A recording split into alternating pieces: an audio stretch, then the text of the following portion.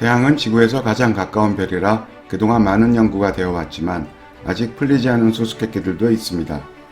코로나가 어떻게 수백만 도에 이르는 높은 온도를 가지게 되었는지, 태양풍의 엄청난 속도가 어떻게 만들어지는지 등은 아직 풀리지 않은 수수께끼로 남아 있습니다. 코로나는 태양의 가장 바깥쪽 대기입니다. 코로나 바이러스 때문에 인식이 안 좋아졌지만 코로나는 왕관을 뜻하는 라틴어로 태양 주위를 감싸고 있는 모습이 왕관을 닮았다고 해서 붙여진 이름입니다. 이온화된 기체인 플라즈마로 이루어진 코로나는 우주 공간으로 수백만 킬로미터나 펼쳐져 있으며 밀도가 희박하여 보름달보다도 어둡지만 온도는 태양 표면 온도인 6000도의 200배 이상으로 태양 바깥쪽 대기인 코로나가 어떻게 태양 표면보다 훨씬 더 뜨거운지는 정확히 밝혀지지 않았습니다. 태양풍은 태양에서 방출되는 대전 입자의 흐름으로 태양계 행성들을 지나 태양계의 경계인 태양 본계면까지 뻗어나갔는데, 때때로 일시적 폭발 현상인 플레어나 코로나 질량 방출 등으로 고에너지 입자들이 대량으로 방출되기도 합니다. 지구의 자기장이 태양으로부터 오는 고에너지 입자들을 대부분 막아주긴 합니다만, 강력한 경우에는 인공위성의 장비들을 망가뜨리고 지구의 이온층을 교란시켜 통신장애를 유발하며 지표 근처까지 도달하는 경우에는 자기폭풍을 일으켜 송유관과 송전선 등을 파괴하고 광범위한 정전을 일으키기도 합니다. 지구 근처에서 평균 시속 160만 km에 달하는 태양풍의 발생과 전파 메커니즘은 아직 완전히 밝혀지지 않았는데, 이를 이해하고 예측할 수 있어야 피해를 줄일 수 있고 더 나아가 인간의 달과 화성 등 실무조 탐사에도 도움이 됩니다. 아직 풀리지 않은 태양의 비밀을 밝히기 위해 나사는 2018년 8월 터치 더 선이라는 프로젝트 명칭처럼 인류 최초로 태양의 대기 속으로 들어가는 파커 태양 탐사선을 발사했습니다. 탐사선 명칭은 미국 태양 물리학자인 유진 파커를 기려서 지은 것으로, 생존 인물의 이름을 탐사선 명칭으로 삼은 것은 나사 역사상 최초의 일입니다. 탐사선에는 유진 파커의 사진과 음성 메시지, 태양풍 존재 가능성을 처음으로 제시한 그의 1958년 논문이 메모리 칩에 담겨 실렸습니다.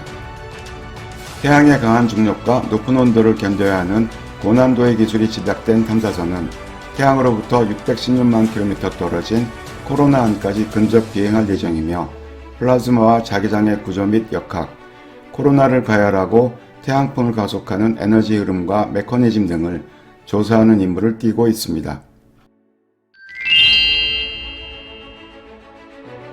탐사선은 1650도의 고온을 견디는 11.4cm 두께의 육각형 강화탄소 복합 열차 폐막으로 보호되어 내부 온도는 29도로 유지됩니다.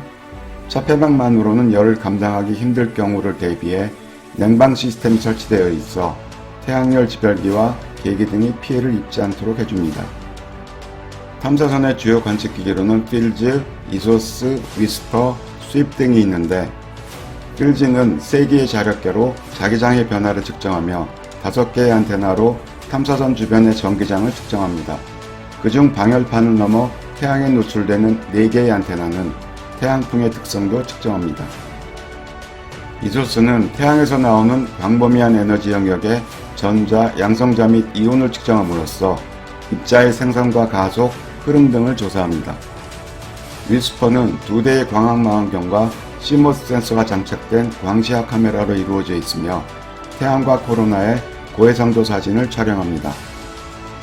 스윕은 2기의 정전기 분석계와 대전 입자를 채집하는 패러데이 컵으로 구성되어 있으며 전자와 양성자, 헬륨이온의 개수를 측정하고 이들의 속도와 밀도, 온도 등을 측정합니다.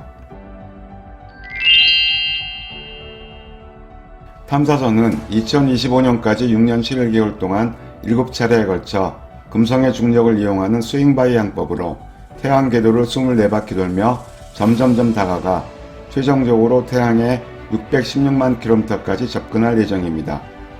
궤도가 긴 타원형인 이유는 태양의 강한 복사로 인한 우주선의 손상과 통신장애 등을 피하기 위해 태양 근처에 머무는 시간을 최대한 줄이기 위함입니다.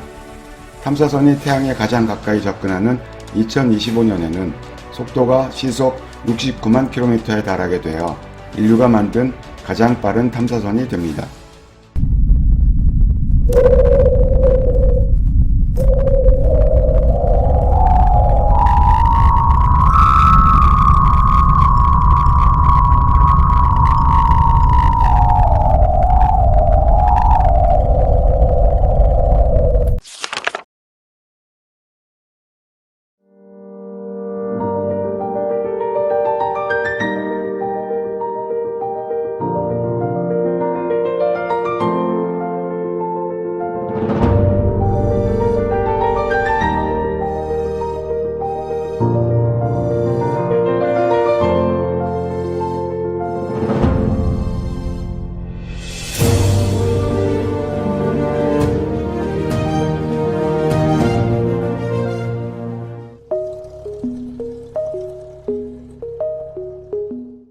산업혁명 이후 인류는 석탄과 석유 등의 화석 연료를 주요 에너지원으로 사용하고 있습니다만 지구 환경을 오염시키는 온실가스와 한정된 자원 문제가 대두되며 대체 에너지원을 찾고 있습니다. 그러나 대체 에너지원으로 부상하고 있는 태양광 발전은 발전 효율이 10%대밖에 안 되고 많은 부지가 필요하며 발전 단가가 높다는 단점이 있습니다. 또한 풍력발전도 터빈을 작동시킬 수 있는 적당한 바람이 연중 부는 곳을 찾기 힘들고 대규모 풍력발전소는 지역의 기후변화를 이야기하기도 합니다. 이런 단점들 때문에 친환경적이고 연료 고갈의 걱정이 없으며 대용량의 에너지를 안정적으로 공급할 수 있는 핵융합 에너지가 미래의 에너지원으로 각광받고 있습니다. 태양을 비롯하여 우주 대부분 별들의 중심부에서는 수소 원자핵이 다른 수소 원자핵과 결합하여 헬륨 원자핵이 되는 수소 핵융합 반응이 일어나며 두 원자핵 간의 질량 차이가 아인슈타인의 유명한 공식인 E는 mc제곱에 따라 에너지로 변환되면서 별들이 수십억 년 동안 계속해서 빛을 내게 됩니다. 양성자가 한 개인 수소 원자핵이 양성자가 두 개인 헬륨 원자핵이 되는 수소 핵융합은 양성자 사이의 반발력 때문에 자연 상태에서는 1초에 1억 번씩 140억 년을 충돌해야 겨우 한 쌍이 결합될 정도로 일어나기 힘든 반응입니다. 그러나 태양 중심부는 1500만 도가 넘는 고온이라 수소가 원자핵과 전자가 분리된 플라즈마 상태로 되고 거대한 태양의 중력 때문에 원자들의 밀도가 높아 핵융합 반응이 쉽게 일어납니다. 태양의 핵융합 반응을 지구에서 일으키려면 태양의 엄청난 중력 효과도 내야 하므로 태양보다 훨씬 더 높은 온도인 1억 도가 필요합니다.